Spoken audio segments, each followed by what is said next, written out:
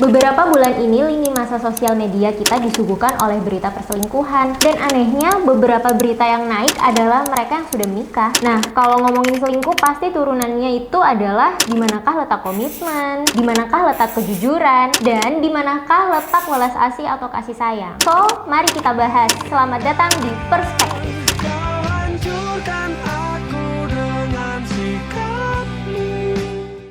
Sebenarnya bahasan perspektif kali ini tuh agak tabu gimana gitu ya. Soalnya kan pasti bakalan ada pro dan juga kontra. Tapi ya balik lagi sih, ini kan namanya juga perspektif, dimana masing-masing kita itu pasti bakalan beda bahasannya. Oke, gue ada beberapa perspektif yang mungkin lebih mengarah ke perilaku manusia dan bisa berpacu dengan selingkuh. Perspektif pertama, tiap manusia bisa jadi bodoh saat jatuh cinta. Berawal dari ketertarikan fisik atau kekaguman, sampai ada niatan untuk mendekati si dia, dan ternyata nih sama-sama nyaman loh, akhirnya lupa segalanya, yang ngebuat cinta ini tuh jadi tak berlogika. Ya bisa dibilang dampak dari jatuh cinta itu orang bisa bodoh. Ada studi penelitian dari University College London, Inggris yang menyatakan penyebabnya ini bisa terjadi dikarenakan bagian otak yang bernama korteks frontal tidak aktif, atau bisa dibilang diistirahatkan oleh otak. Nah, jika bagian otak tersebut tidak aktif nih, seseorang akan sulit menilai hal tertentu. Jadi termasuk dari aksi yang ia lakukan saat jatuh cinta, dan mayoritas otak tersebut digunakan untuk urusan biologis. Kemungkinan ya untuk bereproduksi. So nggak heran sih kalau ada orang yang bisa jatuh cinta lagi meskipun dirinya sudah memiliki pasangan. Ya bisa dibilang selingkuh lah namanya. Lalu muncul pertanyaan nih, kalau begitu bagaimana tentang komitmen? Untuk apa manusia berkomitmen? Nah,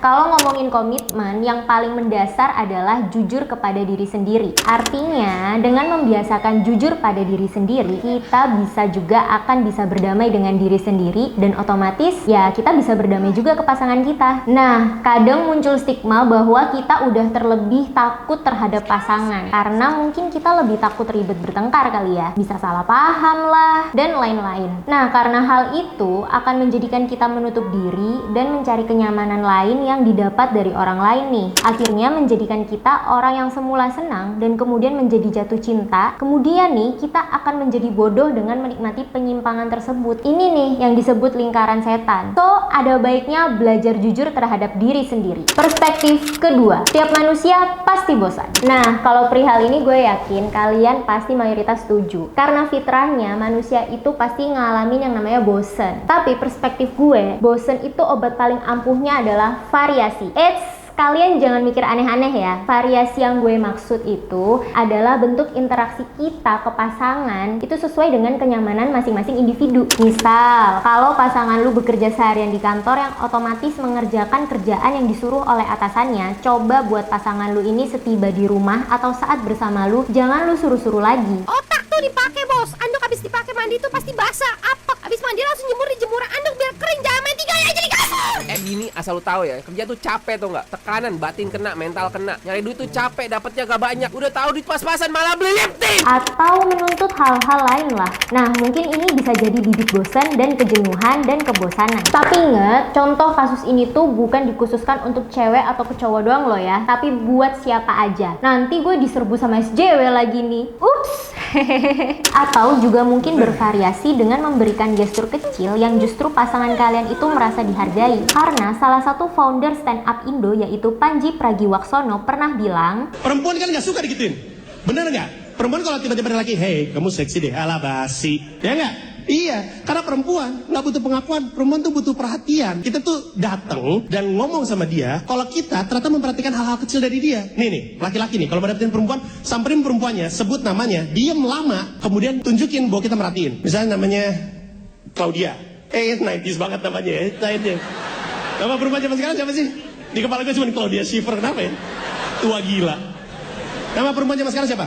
Bella, nah gitu kan. Maka dari itu, coba berikan gestur kecil seperti berpenampilan yang baik dan membuat nyaman satu sama lain, seperti memberikan surprise kecil. Misal nih, beri pasangan parfum yang baunya kamu suka sambil bilang, aku tadi lihat loh parfum di e-commerce, terus aku coba beli, ternyata wanginya itu menggambarkan kamu banget. Nah, ngomongin soal parfum nih, aku baru aja dikirimin parfum dari Woman's Charm. Wanginya itu elegan, gak nyengat sama sekali, seger, dan cocok banget dipakai buat aktivitas aktivitas harian. Nah, selain gestur kecil, manajemen peran setiap pasangan juga penting didiskusikan dan divariasikan dengan pasangan kalian loh. Jangan sampai nih, misal seorang ibu karena mentang-mentang dia jadi ibu rumah tangga, terus jangan sampai hanya menjadi pemeran pembantu aja.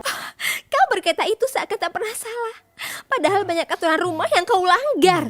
Mulai dari menyimpan handuk yang basah di atas kasur, selalu lupa menyimpan barang, dan aku yang selalu disalahkan. Cukup! Ya! Lelaki selalu salah. Aku meminta maaf dan izinkan malam ini giliranku yang menonton bola. Tapi coba kasih porsi yang sesuai dengan kapasitas. Dan berikan wewenang dalam menentukan hal krusial dalam berpasangan. Kadang, hal simpel seperti ini sering dilalaikan. Makanya, banyak pasangan yang terlihat bahagia. Materi dan rumah tangga terlihat sempurna, tapi masih bosan. Karena bisa jadi ketidakadanya variasi peran yang membuat salah satu dari mereka mencari peran lain di luar sana. Gue juga udah ada perasaan, ada perasaan berarti benar ya? Iya. Jadi bilang ada perasaan lo ya?